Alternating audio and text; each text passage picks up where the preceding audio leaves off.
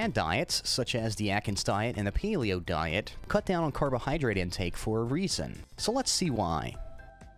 Whenever you eat carbohydrates such as bread, rice, grains, and sugar, your body creates a hormone called insulin, and that's not always good.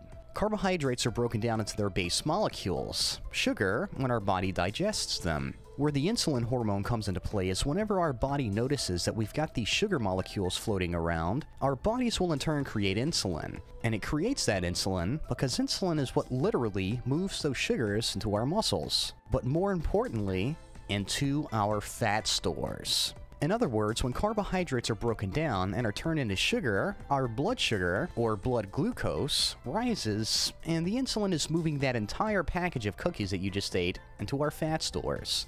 Not so good. After many studies conducted by doctors and colleges, as well as polls and surveys taken all over the USA, we can safely say that the carbohydrate macronutrient is the worst culprit in leading to our obesity.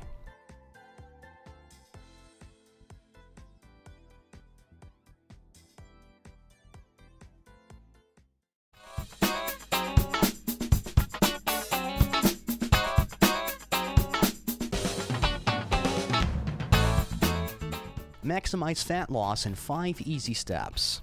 Step 1. Balance your macronutrients. Depending on how much weight you want to lose and how fastly will dictate your macronutrient ratio. There's a standard 40-40-20 ratio that a lot of people, including bodybuilders, use. 40% of their food intake is from protein, 40% from carbs, and 20% from fat. This is probably a good place to start if you've never dieted before. Step 2. Count your calories. Calories are a measurement of heat, or of energy. When you see calorie totals on food labels, it's telling you how much energy the food contains.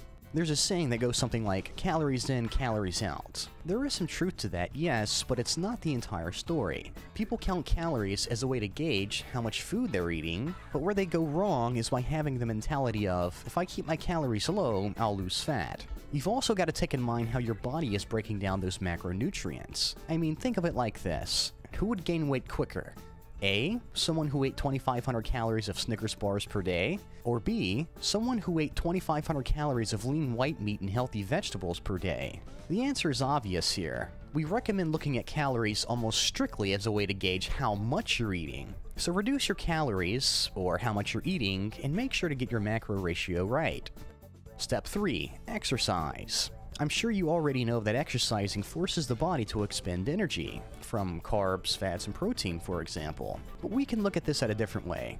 Exercising, whether it's lifting weights or doing cardio, has an effect on you mentally. If you didn't know it, laziness is a mental problem, not a physical one. So how do you cure mental laziness? By working out. That's ironic, isn't it? Exercising has proven to be a stress cure, a cure for depression, and a cure for anxiety. All 3 of those things are mental, are they not? Now, stress, depression, and anxiety can all turn physical even though they're mental. So, I hope you see where I'm going with this. Step 4. Clean out your pantry and refrigerator. This one is self-explanatory. Immediately get rid of everything in your home that is pure starch, pure sugar, all processed foods, prepackaged TV dinners, and so on. Instead, opt for fresh fruits, vegetables, lean meats, diet drinks, and water. Finally, step 5. Expose yourself to success.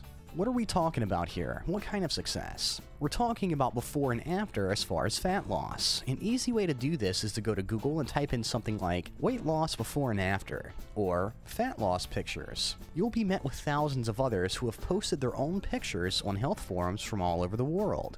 Taking a look at someone else's success will definitely get you fired up.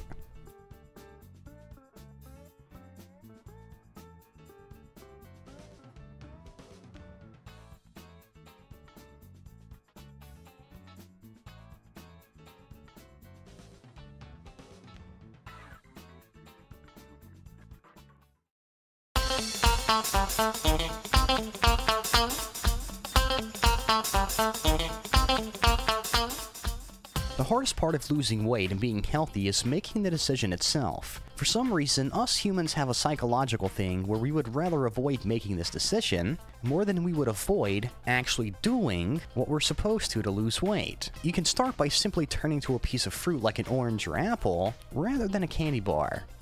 For the love of God, don't beat yourself up if you have a cheating session. The truth is that feeling bad because you cheated signifies a hardworking mindset. You know, someone who actually cares about what they're doing. Now that's a good mentality to have. But let me explain a little bit further and show you why cheating isn't so bad. For one, when your body gets so used to eating healthily, and it's suddenly introduced to a foreign food that your body isn't used to, chances are that it won't know what to do with it, and it'll excrete it quickly. And two, cheating can be a good thing. If your body does happen to take notice of sugary foods being introduced, it will be like a recharge for your body, like a quick reminder.